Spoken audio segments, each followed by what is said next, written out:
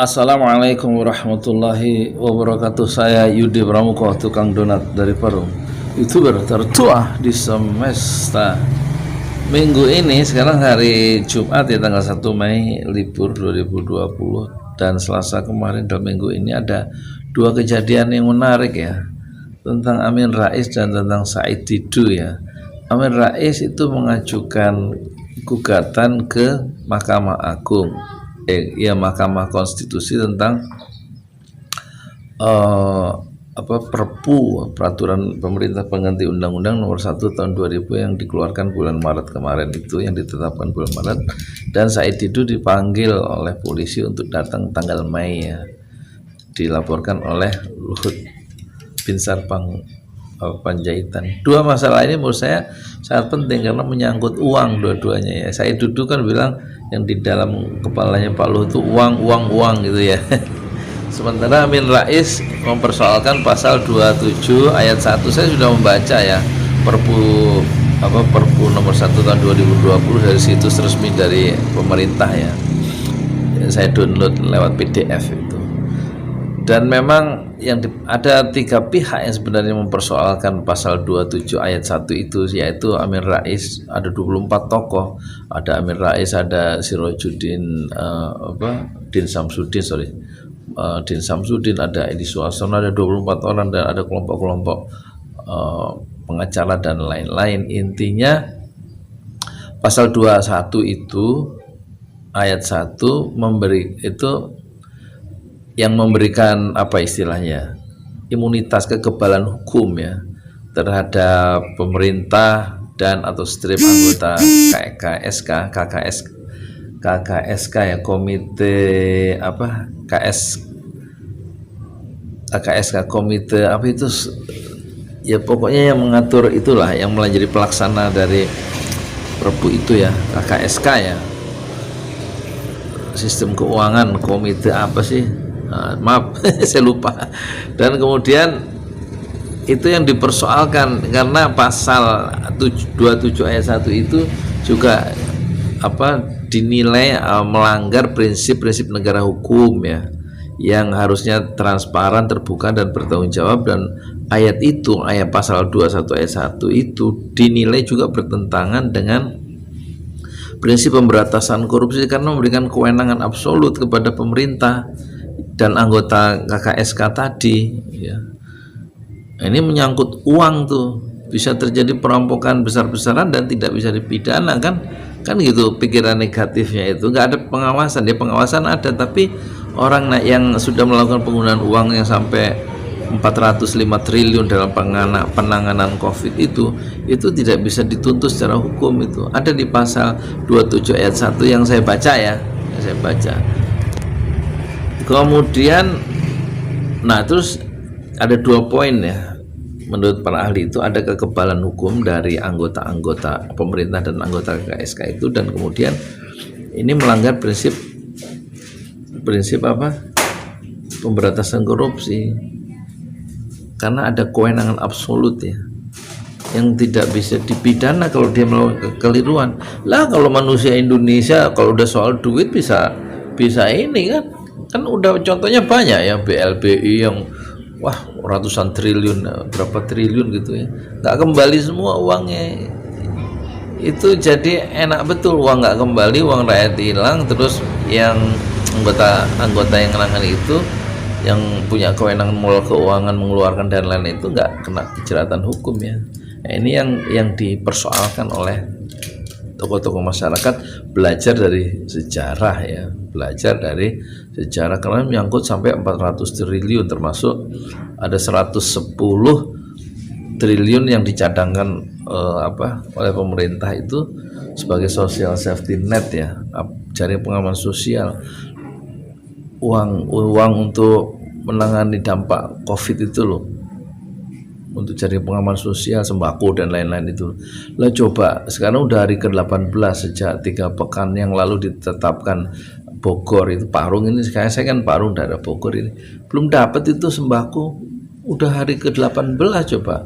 Terus uang yang 110 triliun kemana? Apa saya memang nggak dapat? Lah tetangga saya di RT ini nggak dapat ya. Kalau ada yang dapat dari PKH itu Prasejahtera itu kan udah data lama ya. Tapi yang lain kan banyak orang miskin di sini gara-gara pabrik tutup, nggak bisa kerja dan hanya di rumah saja. Nah itu ini menyangkut uang ya, apalagi dana desa dan lain-lain ya. Kalau semuanya nggak bisa dikena pidana lah, enak betul, kira-kira begitulah ya pikiran dari Pak Amin Rais dan kawan-kawan itu. Ini ada kaitannya dengan, menurut saya ya, dengan Said Didu yang diperkarakan oleh Luhut itu, oleh pengacaranya karena mencemarkan nama baik berdasarkan statementnya di video tempo hari itu yang suruh minta maaf 22 kali 24 jam. Saya Didu nggak mau minta maaf karena kenyataannya begitu, katanya uang. Satu di Mahkamah Konstitusi itu pasal 27 ayat 1 menyangkut soal kekebalan hukum yang dan kewenangan yang begitu absolut, menyangkut uang juga itu, penggunaan anggaran. Sementara Said Didu juga menyerang ya, dalam tanda petik, ke Luhut yang menteri segala urusan ini. Itu juga menyangkut uang, karena hanya Luhut yang bisa mengamankan ya dalam tanda petik seluruh investasi Cina di Indonesia, dan itu nilainya berapa sekian triliun. Ya tentu semua orang tahulah Pak Luhut ini siapa. Kalau kita lihat dari 3 perspektif ya, menurut perspektifnya Faisal Basri, Luhut Binsar Panjaitan ini adalah, ini ada di teks ini ya, di mana, di jejak digitalnya ada ya, dia Luhut itu lebih berbahaya daripada virus corona 19. Kalau kata Pak Rizal Ramli di ILC, sudahlah setahun ini, berhenti dulu lah setahun ini ya, untuk kepentingan bangsa. Wah, itu bahasanya lebih canggih ya kan, nggak menyebut nama, tapi yang disasar tentu Pak Luhut, semua orang tahu. Dan ketika kita lihat Said Didu yang dipikirkan oleh Luhut hanya uang. Jadi dari 3 tokoh ini kita lihat, dalam perspektif kita lihat siapa sebenarnya Luhut Binsar Panjaitan ya. Itu yang pertama. Jadi ada kaitannya dan kemungkinan ya, kalau memang nanti MK membatalkan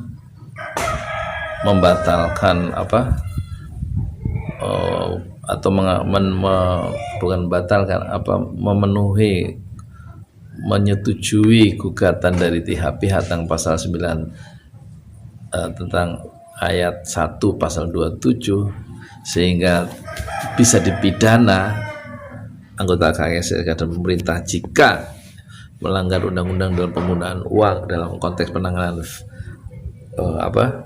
virus corona 19 ini.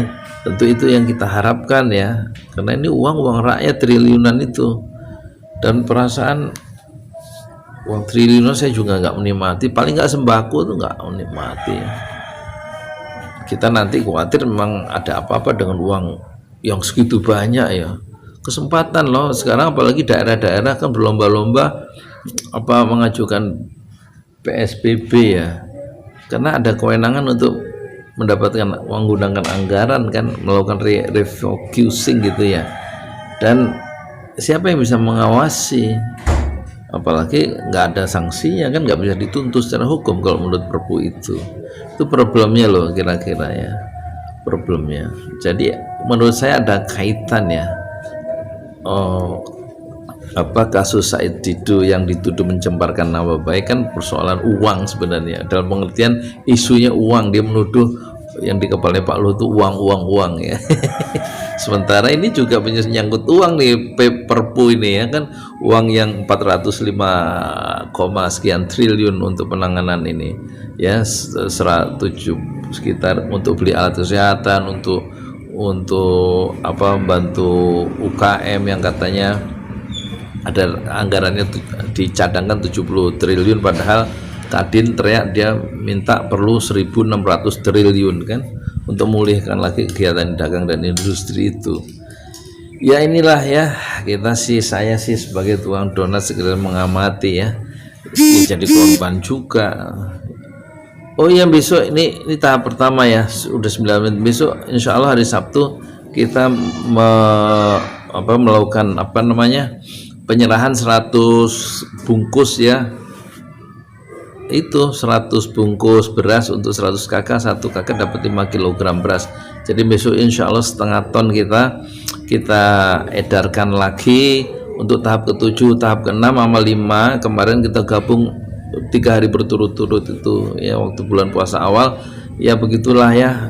Jadi akhirnya kita keluarkan 200 bungkus kemarin. Memang kita cadangkan sih, udah beli 200, sekarang sudah kita beli 100 kemarin 3 hari yang lalu untuk diedarkan hari Sabtu besok ini insya Allah tanggal 2 Mei.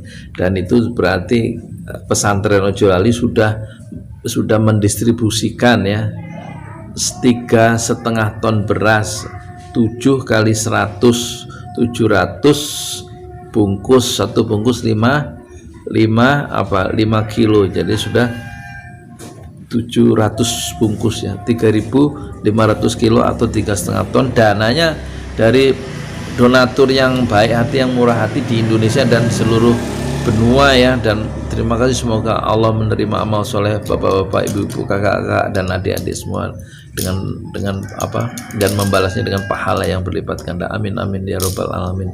Dan yang penting saya tekankan, uang sudah habis padahal orang masih perlu makan dan belum ada bantuan dari pemerintah. Ya ada tinggal 1-2 juta atau 3 juta lagi, nggak cukup untuk 100 bungkus untuk tahap berikutnya. Padahal darurat kesehatan nasional itu akan berakhir masih 29 Mei ya, kalau tidak diperpanjang. Dan itu penderitaan masyarakat, saudara-saudara kita masih berlanjut ya. Dan kiranya mohon untuk donatur kembali ya, transfer untuk membantu saudara-saudara kita ya. Jadi memberikan beras ya, dalam bentuk uang, nanti kita berikan beras untuk yatim, duafa dan lain-lain. Karena yang terkena dampak ini terutama orang yang baru cerai misalnya ya, orang-orang yang lemah nih, baru cerai, atau kemungkinan banyak kekerasan rumah tangga, banyak orang di rumah kan dengan tingkat kesabaran yang berbeda-beda. Mungkin ada kekerasan domestik ya, kemudian yang lemah ini orang janda, miskin, duda, tanpa perlindungan anak cucunya dan lain-lain ya. Kemudian orang miskin yang rentan miskin, yang baru dirumahkan tanpa ada pesangon, tanpa ada ya begitulah ya, soalnya pemerintahnya juga masalah. Dan kemudian orang yang fakir, dan banyak orang-orang yang harus dibantu ya, terutama oleh masyarakat sendiri, terutama dengan program ya Mister, Waalaikumsalam. Mister Rianto. Yeah, how are you today? Fine. Fine. Are you okay? Okay. Do you have money? No money anymore. No money anymore. Udah dulu ya, nanti disambung jilid 2 tentang Perpu nomor 1 tahun 2020 dan dipanggilnya Said Didu untuk hari Senin, dipanggil oleh polisi kasusnya pencemaran nama baik Luhut ya. Okay, sir, we must prepare to pray Asar together. Yes. Okay. Thank you very much for your attention, and I hope you still keep our channel Pesantren Ojolali. Assalamualaikum warahmatullahi wabarakatuh.